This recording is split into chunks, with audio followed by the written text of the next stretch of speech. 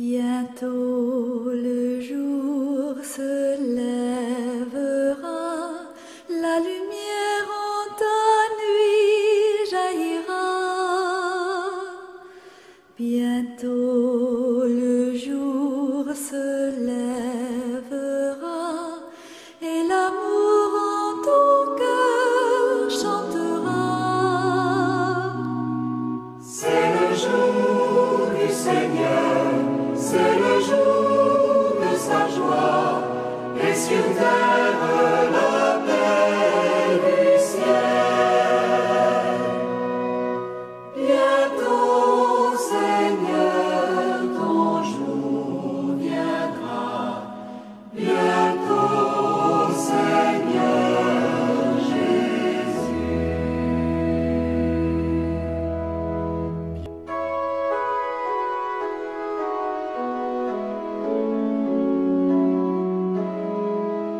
Fidèles téléspectateurs, bonjour. Que la grâce et la paix de Dieu notre Père et de Jésus-Christ notre Seigneur soient toujours avec vous. Bienvenue à ce rendez-vous du 20e dimanche du temps ordinaire de l'année liturgique C. Tout à l'heure, nous aurons un numéro de la rubrique « Viens Esprit Saint ». Pourquoi nous appelons l'Esprit Saint? Parce qu'une bonne organisation, c'est l'organisation qui est présidée par le Saint-Esprit. Et si le Saint-Esprit est absent, les indices, ce sont la division, la dissension et bien évidemment la discorde.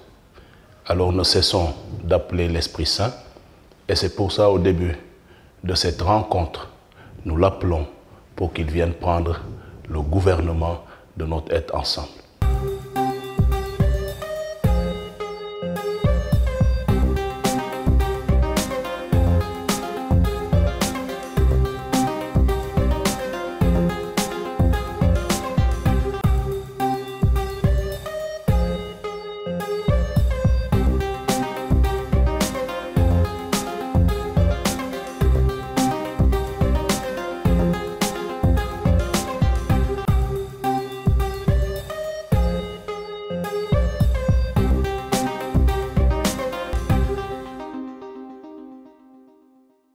La cathédrale Notre-Dame des Victoires a accueilli dans son ancre le dimanche 29 mai plusieurs artistes lors d'un vernissage qui s'inscrit dans le cadre de la 14e édition de la Biennale de l'art africain contemporain organisée du 19 mai au 21 juin 2022. Une occasion pour les artistes, catholiques comme musulmans, à travers leurs œuvres, de créer une symbiose. L'abbé Gérard Diène, curé de la paroisse, revient sur la genèse du projet. Je vous souhaite la bienvenue dans cet espace qui est le vôtre. Cet espace que les efforts des uns et la bienveillance des autres a contribué à rendre beau. Traditionnellement, la notion de beauté est liée à l'art. Aristote y voit une sorte d'imitation de la réalité et donc une forme de la connaissance. En Orient, l'image est un lieu mystique qui apporte une connaissance supérieure de Dieu. Le peintre est béni avant de peindre. Il prie et se soumet au code objectif de la tradition. En Occident, par contre, Saint Grégoire le Grand écrit vers 600, je cite, « La peinture est pour les analphabètes ce que l'écriture est pour ceux qui savent lire, parce que peuvent y lire ceux qui ne connaissent pas les lettres. C'est pourquoi, surtout la peinture, sert de leçon aux gens. » Fin de citation. Notre objectif, c'est de faire de cette exposition un véritable lieu de catéchèse qui sera visité par les élèves de nos paroisses, de nos écoles, de nos mouvements, par les adultes, les communautés et par tous ceux qui ont envie juste de visiter quelque chose de beau. Excellence, Nous vous devons reconnaissance, nous vous devons gratitude. Reconnaissance et gratitude pour votre ouverture d'esprit, votre bienveillance, vos engagements, votre adhésion, et tout cela couronné par votre capacité à vous émerveiller. Vous avez le merci de la communauté paroissiale, de la cathédrale de Dakar et de tous les acteurs de cette exposition. À vous tous, l'Église du Conseil dit par notre voix, si vous êtes les amis de l'art véritable, vous êtes nos amis. Aujourd'hui comme hier, l'Église a besoin de vous et se tourne vers vous. Elle vous dit par notre voix, ne laissez pas se rompre une alliance féconde entre toutes. Ne refusez pas de mettre votre talent au service de la vérité divine. Ne fermez pas votre esprit au souffle du Saint-Esprit. Ce monde dans lequel nous vivons a besoin de beauté pour ne pas sombrer dans la désespérance. La beauté comme la vérité, c'est ce qui met la joie au cœur des hommes. C'est ce fruit précieux qui résiste à l'usure du temps, qui unit les générations et les fait communier dans l'admiration. Et c'est là par vos mains. Que ces mains soient pures et désintéressées. Souvenez-vous que vous êtes les gardiens de la beauté dans le monde. Que cela suffise à vous affranchir de goûts éphémères et sans valeur véritable, à vous libérer de la recherche d'expressions étranges ou malséantes. Soyez toujours et partout dignes de votre idéal. Et vous serez dignes de l'Église qui, par notre voix, vous adresse en ce jour son message d'amitié, de salut, de grâce et de bénédiction. Fait de citation. Pour Madame Thérèse Turpin-Diatta, le pari est réussi. Car le rôle de l'artiste est de nouer des contacts, renforcer les liens et dénouer les conflits. La Biennale de l'art africain contemporain, qui est à sa 14e édition, mais à son 30e anniversaire. Cette biennale, sans laquelle nous ne serions pas là aujourd'hui, nous ouvre des portes incroyables sur la vie, la vie artistique et sur le monde contemporain. Nous avons réussi le pari de cette exposition. L'abbé m'a dit, Madame Diatta, j'aimerais faire quelque chose entre la relation de Dieu et Père. Qu'est-ce que vous me proposez? J'ai dit, mon Dieu, comment ça va se faire ça? Qu'est-ce que je vais pouvoir lui dire? Qu'est-ce que je vais pouvoir faire? J'ai discuté avec Massamba. Et puis, je ne voyais pas le bout du tunnel. Après, je me suis dit, bon, mais je rassemble l'ensemble des artistes avec lesquels j'ai beaucoup d'affinités et je leur parle du projet. Toutes religions confondues. Au début, j'avais un peu d'appréhension parce que je me suis dit, il y en a qui sont musulmans, il y en a qui sont... Qu'est-ce qu'ils vont penser d'un thème religieux chrétien? Mais ça a été quelque chose d'instantané. Et je dis que ce thème de la biennale Indafa, forger, forgeron, créer, inventer, est en parfaite harmonie avec tout ce qu'on a voulu faire. Parce que ces artistes, quel est le rôle de l'artiste en fait? Le rôle de l'artiste, c'est nouer les contacts, renforcer les liens et dénouer les conflits. Donc, je pense qu'en se mettant tous autour d'un projet fédérateur, sans coloration religieuse, en laissant juste parler le cœur, en laissant juste parler leur inspiration, ils ont collé au thème de la Biennale Indafa, ils ont forgé, ils ont créé, ils ont inventé et ils ont raffermi des liens. Cette biennale qui avait pour thème Indafa, qui signifie innover, forger, créer et inventer, est donc en parfaite harmonie avec ce projet fédérateur. Son Excellence Monseigneur Benjamin Ndiaye, dans sa préface, remercie ces artistes d'obédience, de croyances et d'écoles différentes. J'ai vécu un parcours initiatique sur la base simplement des photos qui ont été prises des différentes œuvres. Et cela m'a rappelé un voyage que j'ai fait en Turquie pendant mes études, dans la région de la Cappadoce, on visite des églises souterraines qui ont été taillées dans une roche qu'on appelle le tuf, qui est recouverte de lave pour les protéger. Et les différentes œuvres qui sont là, œuvres de peinture religieuse que l'on doit à des artistes, ont été plus ou moins saccagées quand il y a eu une querelle dans l'église entre les partisans des images et les adversaires, ce qu'on a appelé la querelle des iconoclastes et des iconodules. Heureusement qu'il y a des iconodules. Et ce que vous m'avez permis de sentir à travers les œuvres qui nous ont été présentées, j'étais à milieu de m'imaginer qu'un texte, un passage sacré pouvait éveiller autant d'expressions diverses. Cela m'a convaincu du caractère unique de chaque personne et que chacun est pour l'autre une richesse. Si nous acceptons de nous donner simplement les uns aux autres les messages que nous portons, nous en avons pour toute la vie. Et reste convaincu du caractère unique de chaque personne. Des propos confirmés par M. Habib Léon Ndiaye, qui revient sur la spiritualité et la pluralité des acteurs. Aujourd'hui, cette exposition, ici, dans l'antre de la cathédrale, revêt une singularité. Elle est singulière parce qu'elle est entourée de toute une spiritualité.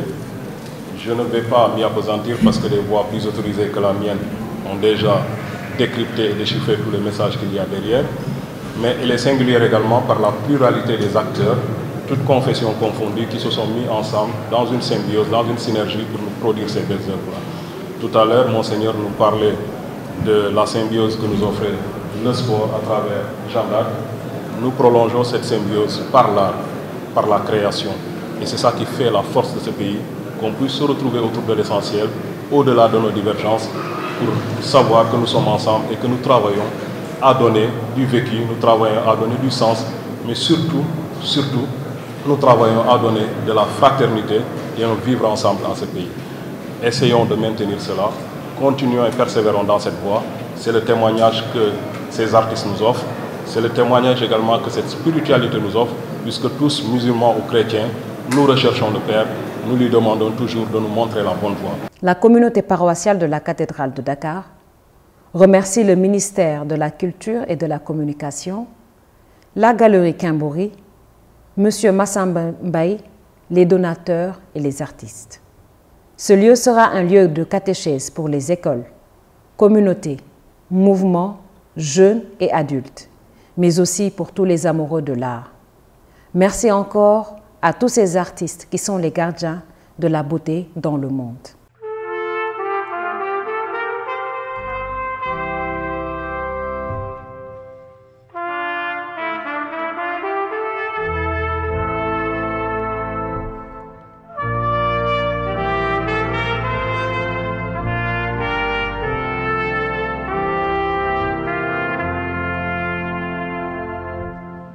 Paix et joie à tous, chers amis. Nous revoici pour un nouveau numéro de votre émission Viens Esprit Saint. Et comme je le rappelle, n'est-ce pas, à chaque émission, cette émission se veut vraiment une tribune pour mieux redécouvrir la place, l'action et l'œuvre du Saint-Esprit dans l'Église et dans le monde, n'est-ce pas? Et donc, aujourd'hui, j'ai la joie de recevoir un invité très spécial qui s'appelle l'abbé Laurent Niafane Dior. Paix et joie, abbé. Paix et joie, berger Siméon. Amen. Amen. Et merci pour l'invitation. Je dis aussi un grand bonjour à tous les spectateurs qui sont en train de suivre ce numéro. Très bien, abbé. Est-ce que vous pouvez vous présenter, abbé? Vous exercez où, s'il vous plaît? Je suis vicaire à la quasi-paroisse L'Enfant Jésus de Prague, de Toaon-Pelniag. Nous allons partager cette émission et le thème qu'on nous a demandé de partager, tiré de l'Évangile, ce thème, je le cite, « Je suis venu jeter le feu sur la terre, et que désirais-je si déjà il est allumé? Et donc un thème très important, n'est-ce pas, en rapport avec, n'est-ce pas, les paroles de notre Seigneur Jésus-Christ. Et avant de commencer, nous allons demander à Abbé de nous introduire dans une petite prière pour que la grâce de l'Esprit Saint puisse nous accompagner durant toute cette émission. Au nom du Père et du Fils et du Saint-Esprit. Amen. Chers frères et sœurs en Christ, demandons à l'Esprit qui éclaire, qui fortifie, d'être au milieu de nous, pour qu'à travers nos paroles, lui-même puisse toucher le cœur de chacun d'entre nous, afin que ce feu que notre Seigneur Jésus-Christ est venu apporter sur la terre puisse brûler en nous et faire de nous des témoins de son amour, lui qui vit et règne maintenant et pour les siècles des siècles. Amen. Merci Abbé, merci pour la prière. Abbé, nous allons commencer cet entretien et j'aimerais bien peut-être vous poser plusieurs questions parce que cette parole de Jésus nous interpelle tous. Et donc premièrement, Abbé, dans les Saintes Écritures et la tradition biblique, donc pour vous, qu'est-ce que représente ce symbole du feu? Par rapport au symbole du feu, dans les Saintes Écritures, quand nous regardons le feu, présente globalement la présence de Dieu. Et cela se voit dans l'épisode du buisson ardent avec Moïse, quand le Seigneur l'appelait. Le feu aussi symbolise l'énergie transformante des actes de l'Esprit Saint. Voilà. Et Saint Ambroise disait, ce n'est pas bien sûr un feu qui ravage, mais un feu qui génère une volonté bien disposée. C'est le feu qui brûle les os des prophètes, comme le dit le prophète Jérémie. C'était comme un feu brûlant enfermé dans mes os. Et aussi dans la Sainte Écriture, c'est le feu aussi qui a brûlé les disciples d'Emmaüs. C'était comme que le Seigneur lui-même avait allumé dans le cœur. Et ces disciples d'Emmaüs même s'interrogent en disant, notre cœur n'était-il pas tout brûlant lorsque nous parlait en chemin et nous expliquait les Écritures? Alors, quand on prend les anciens prophètes d'Israël, le feu évoquait autre chose, c'est-à-dire le jugement de Dieu dans les temps derniers du monde. Mais par rapport à cette phrase de Jésus-Christ, le feu signifie la présence de l'Esprit Saint. Et Jean le Baptiste même le dira, « Moi je vous baptise avec de l'eau, mais lui il vous baptisera dans le feu et l'Esprit Saint. » Alors dans la tradition biblique, le feu est à la fois ce qui détruit et ce qui purifie. Alors ce n'est pas le feu de la guerre, ni le feu de l'incendie, ni le feu des bouchers, mais plutôt le feu de l'Esprit Saint. Alors un feu qui brûle nos péchés et qui allume en nous l'étincelle de l'amour. Oui, c'est très fort avec ce que vous venez de dire. Et donc, lorsque Jésus dit « je suis venu allumer un feu », donc il ne fait pas référence à, n'est-ce pas, à quelque chose qui est négatif. Et donc, il fait référence plutôt au feu, comme vous l'avez si bien dit, qui vient, n'est-ce pas, purifier, qui vient brûler en nous, n'est-ce pas, cette étincelle d'amour. Et cela, en fait, qu'est-ce qu'il projette lorsque le Seigneur vient pour allumer le feu en nous? C'est-à-dire, quel est le but? Pourquoi il veut allumer cela? Qu'est-ce qu'il veut de nous que nous fassions?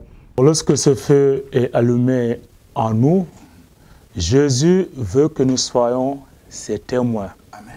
Alors, lorsque ce feu est allumé en nous, Jésus veut que nous marchions sur ses pas et sur les pas de ses disciples, comme cela s'est passé le jour de la Pentecôte. Quand le feu, l'Esprit Saint est descendu sur les apôtres, les apôtres sont sortis de leur maison close où ils étaient pour aller annoncer la bonne nouvelle et se mettre à la disposition de leurs frères et sœurs. Donc, de par notre baptême, nous avons reçu le feu parce qu'on a été oint.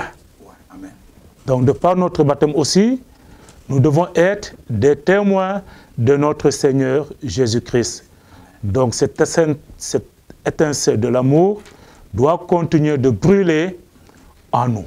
Comme vous l'avez rappelé, et donc, le feu est un élément important dans la vie du chrétien. Donc, parce que vous l'avez dit, par le baptême, Jésus allume le feu d'abord en nous. Et donc, est-ce à dire également que nous sommes porteurs de feu et nous devons peut-être distribuer même ce feu-là au monde, à nos familles? Parce que ce feu n'a rien de négatif, au contraire. Que pensez-vous de cela?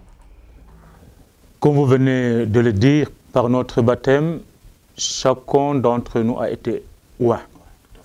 Donc l'esprit est en nous. Et par rapport au symbole du baptême même, il y a la remise du siège allumé. Et on dit recevez la lumière du Christ.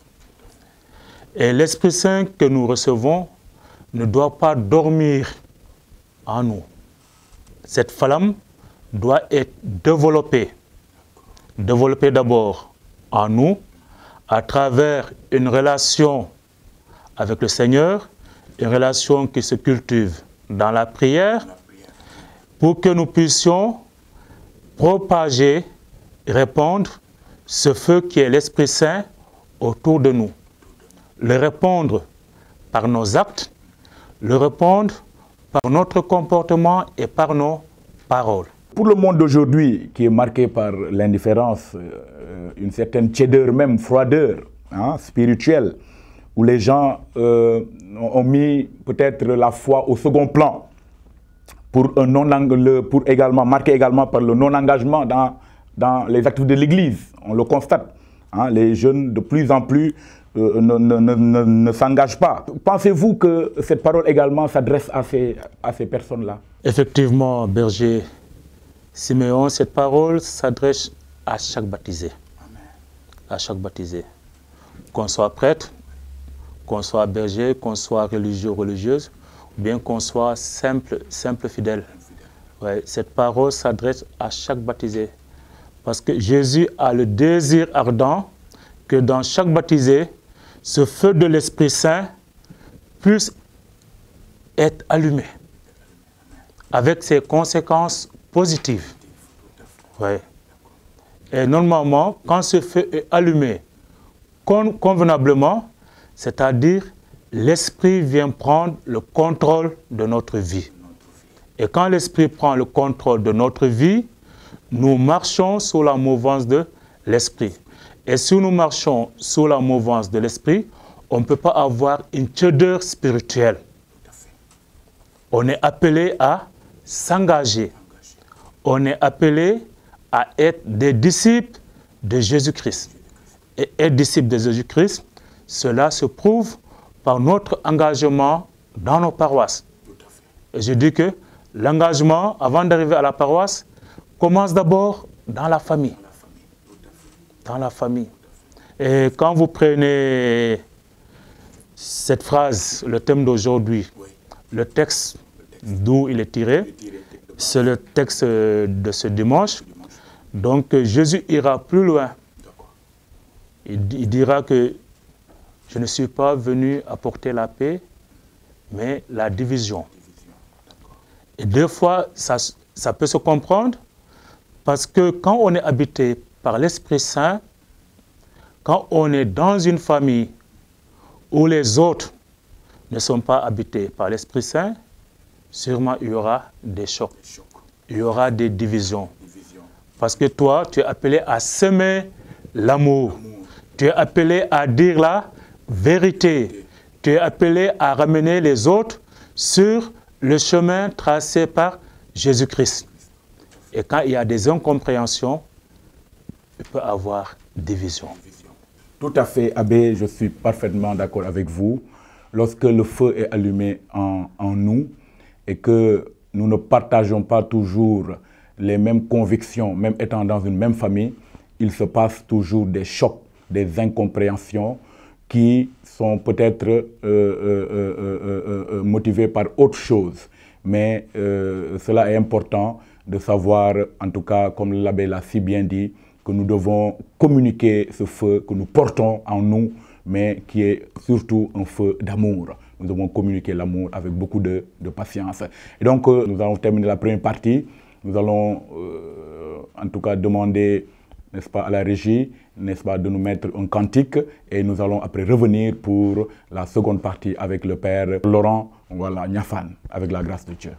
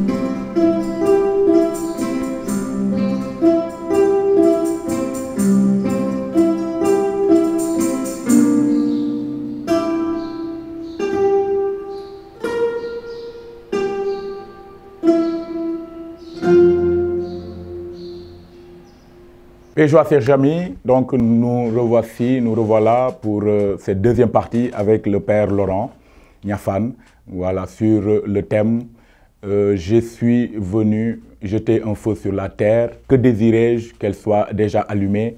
C'est des paroles de notre Seigneur Jésus-Christ de Nazareth et nous avons cet entretien avec le Père Niafane. Abbé, par rapport à ce que nous avons dit précédemment, donc nous devons laisser dans notre vie de prière une place importante à l'Esprit Saint. Que pensez-vous de cela? Effectivement, le chrétien, le baptisé, doit laisser une place importante à l'Esprit Saint. Parce que c'est le Saint-Esprit qui nous gouverne. Celui qui nous révèle les choses de notre Seigneur Jésus-Christ. Et c'est cela qui a été la promesse de Jésus avant de quitter ses disciples. Je vous enverrai l'Esprit et vous enseignera tout. Donc si nous voulons savoir ce que le Seigneur attend de nous, ce que le Seigneur veut de nous, nous sommes obligés de laisser une place importante à l'Esprit Saint. Nous sommes obligés d'écouter l'Esprit Saint. Et ça, tous les jours de notre vie. Et cela me permet de poser une autre question, Abbé. Dans nos relations interpersonnelles, dans nos relations humaines, nous sommes des fois, nous subissons des chocs. Et pour cela, Jésus, en tout cas Saint Paul nous rappelle, à travers la parole de notre Seigneur Jésus-Christ, qu'il ne faut pas rendre le mal pour le mal, mais surmonter le mal par le bien. Et donc, ça veut dire, est-ce que ça veut dire aussi que le feu d'amour que le Seigneur met en nous est un feu peut-être de réconciliation aussi, est un feu qui apaise, est un feu qui, là où il y a le mal, il apporte, n'est-ce pas, le bien. Le feu que le Seigneur met en nous, c'est un feu qui purifie. Et comme le feu purifie, donc notre cœur doit être purifié en premier lieu. Parce que, comme Jésus le dit, c'est du don de la personne que viennent les pensées perverses. Voilà. Et si notre cœur est purifié, nos actions, nos paroles sont purifiées. Et si le feu de l'Esprit Saint habite en nous, nous devenons des réconciliateurs avec les autres. L'Esprit Saint doit nous permettre de vivre en frères et sœurs. Rendre le bien pour le mal. Et cela a été la vie de Jésus-Christ. Ouais. Malgré tout ce qu'il a eu à subir, il a toujours rendu le bien pour le mal. Et cette phrase qui me marque, voilà, Père, pardonne-leur, car ils ne savent pas ce qu'ils font. Je pense qu'il n'y a pas une grande preuve d'amour, voilà, de demander pardon pour ces gens-là qui te persécutent, pour ses ennemis. Et pour ça, quand on parvient à ce stade, c'est que nous sommes réellement habités par l'Esprit de notre Seigneur Jésus-Christ. Parce que tant que l'Esprit n'habite pas en nous, nous ne pouvons pas avoir cette force de pouvoir pardonner à nos ennemis. En comptant sur nos propres forces, nous ne pouvons pas y arriver. Il faut que l'Esprit Saint soit là, au cœur de notre vie, au centre de notre vie. Il faut que l'Esprit Saint soit là pour nous devancer vers ces gens-là et balayer le chemin. Il faut que l'Esprit Saint soit au centre de notre vie. Il faut que l'Esprit Saint soit en nous pour nous devancer et balayer le chemin. C'est des paroles très, très, très fortes. Abbé, peut-être je voudrais revenir sur ce que vous avez dit tout à l'heure à la première partie, à la fin de la première partie, par rapport à la division, c'est-à-dire le contexte dans lequel, en tout cas, la parole a été dite. Jésus également a dit « Je ne suis pas venu apporter la paix, mais la division ». Cette parole est peut-être très mal comprise et j'aimerais peut-être que vous puissiez en parler, surtout dans le cas des familles qui vivent pour la plupart sous le poids de la tradition. Et je pense que l'archevêque avait dit même que s'il y a conflit entre la tradition et Jésus-Christ, choisissons Jésus-Christ. Ça, c'est une parole qui m'a beaucoup marqué.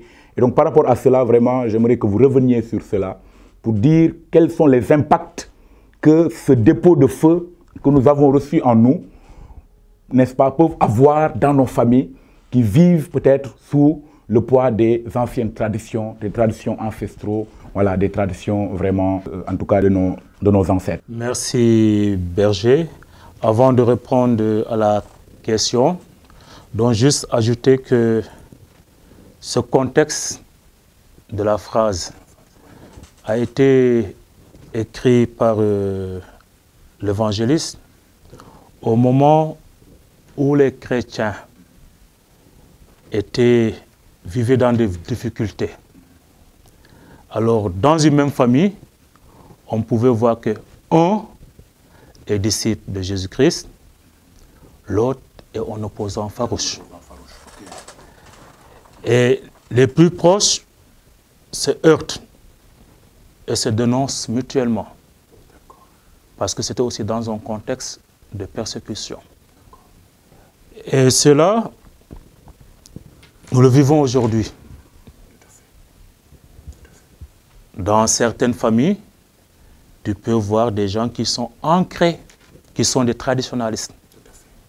Certains, par la grâce de Dieu, ont épousé la foi en Jésus-Christ. Et le feu de l'Esprit Saint doit permettre à ces gens-là, malgré les difficultés qu'ils vivent, malgré la pression de l'extérieur, de ne pas éteindre ce feu. Mais aussi de témoigner de Jésus-Christ dans ces familles. Parce que c'est important.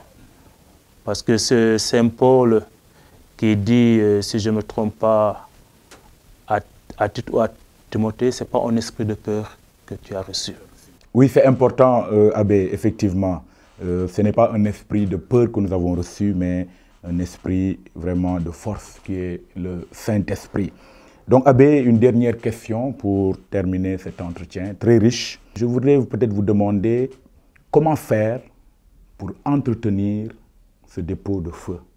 Comment faire pour le faire grandir afin que, comme vous l'avez si bien dit au début, nous puissions témoigner réellement, de façon authentique, n'est-ce pas, le nom de Jésus. Un témoignage vraiment vrai, véridique, un témoignage authentique, n'est-ce pas, à la gloire de Jésus-Christ. Quels sont les moyens que l'Église nous donne? Voilà, comment faire? Voilà, alors, pratique. Comment faire de façon pratique? Je prendrai l'image du bois. Quand on fait avec du bois. Si on ne cherche pas d'autres bois pour renforcer, le feu finit par s'éteindre. Dans notre vie de catholique, l'Église nous donne les sacrements. Les sacrements. Et parmi ces sacrements, il y a l'Eucharistie, où on reçoit Jésus-Christ. Il y a aussi le sacrement de la réconciliation, qui nous permet d'être toujours en état de grâce et qui permet à l'Esprit Saint de se développer. Mais aussi, on peut avoir cette habitude de prier l'Esprit Saint. Ouais, de prier l'Esprit Saint, d'adorer, parce que l'adoration est importante dans la vie du chrétien. Et avoir une dévotion à l'Esprit Saint nous permet d'être dans le moule de l'Esprit Saint. Et permet à l'Esprit Saint de guider notre vie. Permet à l'Esprit Saint de nous fortifier dans les moments difficiles. Et permet à nous qui sommes catholiques, voilà, d'être des témoins authentiques de Jésus-Christ. Parce que sans l'Esprit Saint, sans sa force, nous ne pouvons pas être des témoins authentiques. Parce que Jésus même nous le dit, sans lui, nous ne pouvons rien faire. Merci, merci, merci, Abbé. Effectivement, Jésus nous le dit et nous le rappelle chaque jour, sans cesse. Sans lui, nous ne pouvons absolument rien faire. C'est lui qui nous donne son esprit, afin que son esprit se meuve en nous, afin que son esprit se développe en nous, afin que nous puissions témoigner de son amour pour le monde, pour nos familles, pour nos frères et sœurs en humanité. Et donc vraiment, Abbé, j'étais très heureux de vous recevoir dans cet entretien qui a été très riche. Merci pour les réponses que vous avez apportées à toutes les questions que nous avons posées. Et je prie le Seigneur de bénir davantage la mission qu'il vous a accordée, qu'il vous a donnée, le sacerdoce également, de le rendre fécond, afin que sous la mouvance de l'Esprit, vous alliez et que vous portiez toujours des fruits et que les fruits demeurent. Amen. Pour la gloire de Jésus-Christ et pour, n'est-ce pas, le bien de notre Église. Amen. Donc, Abbé, un dernier mot, voilà, avant la prière finale. Vous remerciez Berger Siméon pour l'invitation. Remercier aussi à toutes ces personnes qui nous suivent et puis demander au Saint-Esprit de Dieu de continuer de nous guider, de nous éclairer et de nous donner la force dans notre monde aujourd'hui en perte de repères. pour que ce feu qui est allumé en nous ne s'éteigne jamais. Par faute de connaissance, par faute d'engagement, mais que ce feu continue de s'allumer continuellement en nous pour la gloire de Dieu et le salut de toute l'humanité. Amen. Pour la gloire de Dieu et le salut de l'humanité. Donc, Abbé, merci de clôturer la prière. Et donc, nous étions avec l'abbé, pour ceux qui viennent de nous rejoindre, l'abbé Laurent Diaphane, voilà, dans votre rubrique Viens Esprit Saint. Nous nous donnons rendez-vous prochaine fois, avec la grâce de Dieu, dans une autre rubrique, un nouveau numéro, n'est-ce pas? D'ici là, que le Seigneur vous bénisse, portez-vous bien et que la grâce de Dieu repose sur chacun et chacune de vous. Donc, abbé, la bénédiction finale, s'il vous plaît. Le Seigneur soit avec vous et avec votre esprit. Seigneur notre Dieu, nous te demandons de faire descendre maintenant ton Esprit Saint sur nous tous et sur toutes les personnes qui suivent ce numéro. Que ton Esprit qui purifie toutes nos intentions, purifie nos cœurs, purifie nos paroles, purifie nos actes. Que cet Esprit Saint fasse de nous des vaillants témoins de Jésus-Christ pour sa gloire et notre sanctification. Amen. Le Seigneur soit avec vous. Et avec votre esprit. Et que Dieu Tout-Puissant vous bénisse, le Père, le Fils et le Saint-Esprit. Amen. Demeurez bénis dans la paix du Seigneur. Nous rendons grâce à Dieu.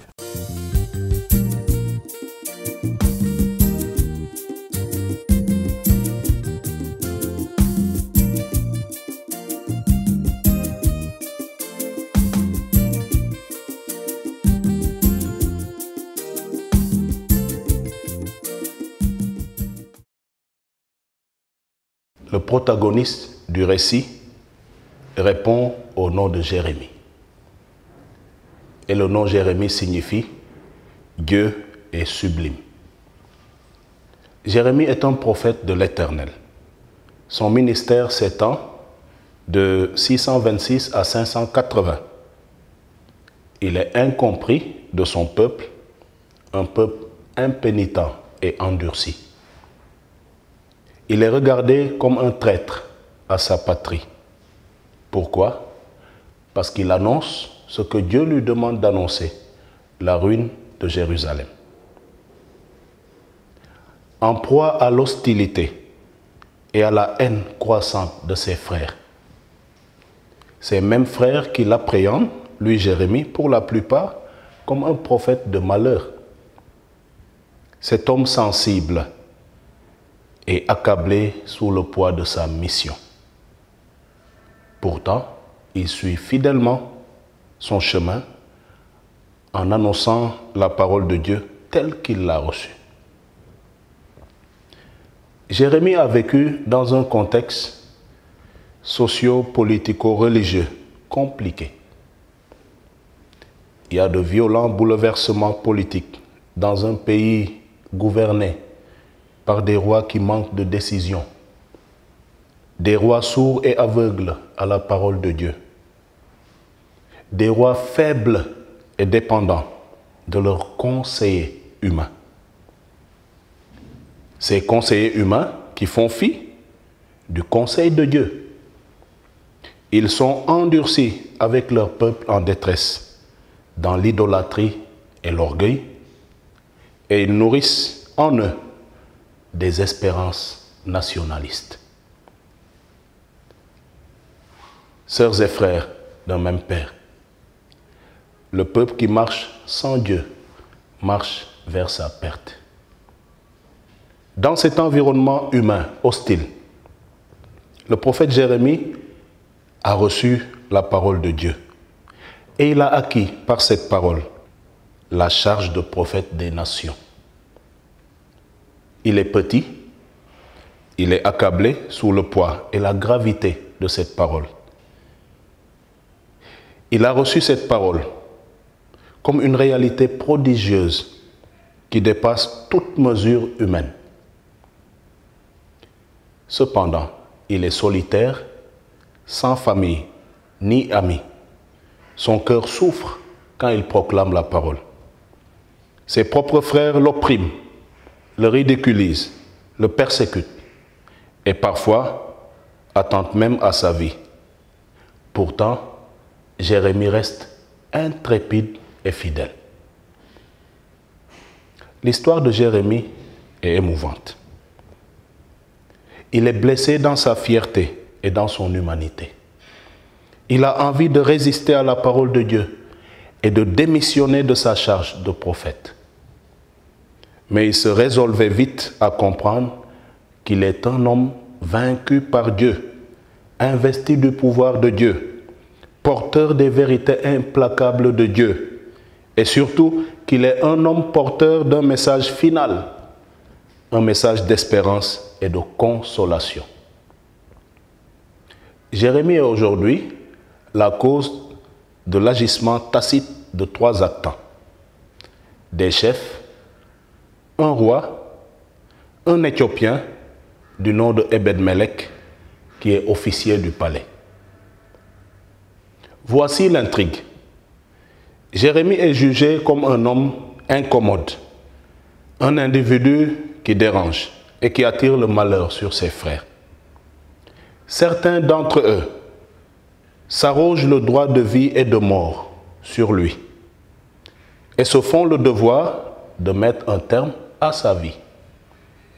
Voilà ce qu'ils disent: que cet homme soit mis à mort. En parlant comme il le fait, il démoralise. Contre ce groupe aux intentions macabres se dresse courageusement un homme de bien, un étranger qui n'est en rien ni frère de sang, ni coreligionnaire, ni parent, ni même un ami du présumé coupable, Jérémie. Animé par des sentiments profondément humains, Ebed-Melech cherche par son influence et par ses relations à agir dans le sens du bien, à préserver la vie d'un homme innocent. Et il dit: mon Seigneur est roi, ce qu'ils ont fait au prophète Jérémie, c'est pas bien. Au milieu d'un courant d'injustice et de méchanceté majoritaire, et d'un autre courant de justice et de bonté minoritaire, se trouve un roi indécis et pas à la hauteur. Un roi ami de la complaisance qui ne connaît pas Dieu, qui dit et qui contredit, qui décrète et qui abroge, qui condamne et qui gracie, qui laisse faire des choses ignobles, puis se ressaisit et tente de les corriger de justesse. C'est trop tard. En effet, il s'agit de Sédécias. Lui-même déclare au demandeur: il est déjà entre vos mains et le roi ne peut rien contre vous. C'est dommage. Puis il déclare à Ebed-Melech, le seul défenseur: prends 3 hommes avec toi et retire de la citerne le prophète Jérémie avant qu'il ne meure. Quel roi contradictoire! Ce récit nous rappelle simplement les intrigues familiales, les intrigues communautaires, les intrigues sociétales, les intrigues professionnelles, et j'en passe, les intrigues interpersonnelles. Il me semble aussi que les secrets d'État, il y en a qui ne sont jamais élucidés. Les mascarades nationalistes et républicaines, les conspirations politiques et partisanes qui altèrent l'atmosphère paisible de nos quartiers. Ce récit ouvre nos yeux sur la nature de certaines décisions personnelles injustes, de certains conciliabules ténébreux à l'échelle interpersonnelle ou conventuelle, de certaines décisions à l'échelle nationale ou internationale et qui ne reposent que sur de l'arbitraire. Ce récit m'oblige à décrier les abus de pouvoir et les inerties coupables, les nombreux mouvements sous l'ombre du mal pour la ruine des humbles et des hommes de bien et de vérité. Ce récit m'oblige également à rendre hommage aux discrets défenseurs de la juste cause, aux singuliers promoteurs de la vie et de l'être, à tous ceux qui ont risqué leur propre avenir, voire leur vie, pour l'avenir et la vie du juste, pour l'avenir et la vie de tous. Nous savons bien trouver des moyens et prendre les mesures qu'il faut pour parvenir à nos mauvaises fins et réaliser de tristes desseins, croyant avoir un pouvoir sur les autres. Mais nous ne savons pas souvent nous donner de la peine pour bâtir, élever et entretenir le bel édifice de nos valeurs humaines et religieuses. Arrêtons de jouer à notre convenance avec la réputation et la vie des innocents et des faibles. Arrêtons d'envoyer à la tombe ce qui nous dérange, nous qui dérangeons la bonne santé du monde et de l'humain.